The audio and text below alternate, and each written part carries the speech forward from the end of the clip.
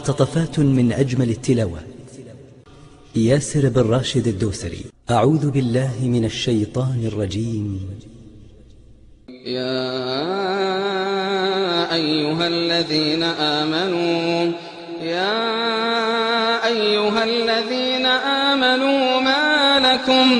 ما لكم إذا قيل لكم انفروا في سبيل الله ما لكم إذا قيل لكم انفروا في سبيل الله ما لكم إذا قيل لكم انفروا في سبيل الله اثاقلتم إلى الأرض أرضيتم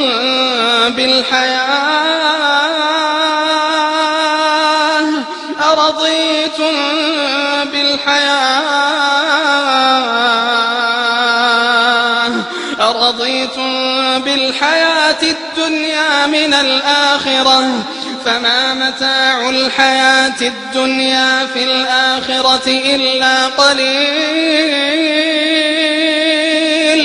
فما متاع الحياة الدنيا في الآخرة إلا قليل إلا تنفروا يعذبكم عذابا أليما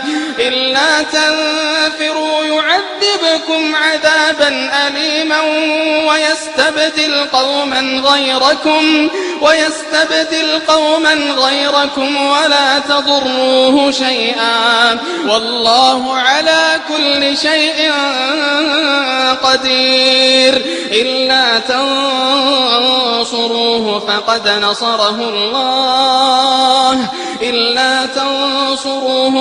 نصره الله إذ أخرجه الذين كفروا ثاني اثنين إذ هما في الغار إذ يقول لصاحبه لا تحزن إن الله معنا فأنزل الله سكينته عليه وأيده بجنود لم تروها وجعل كلمة الذين كفروا السفلى وكلمة الله هي العليا والله عزيز حكيم انفروا خفافا وثقالا وجاهدوا بأموالكم وأنفسكم في سبيل الله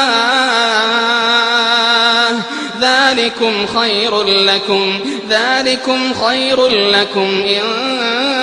كنتم تعلمون لو كان عرضا قريبا وسفرا قاصدا لاتبعوك ولكن بعدت عليهم الشقة وسيحلفون بالله لو استطعنا لخرجنا معكم يهلكون أنفسهم والله يعلم إنهم لكاذبون عفى الله عنك لما أذنت لهم حتى يتبين لك الذين صدقوا وتعلم الكاذبين لا يستأذنك الذين يؤمنون بالله واليوم الآخر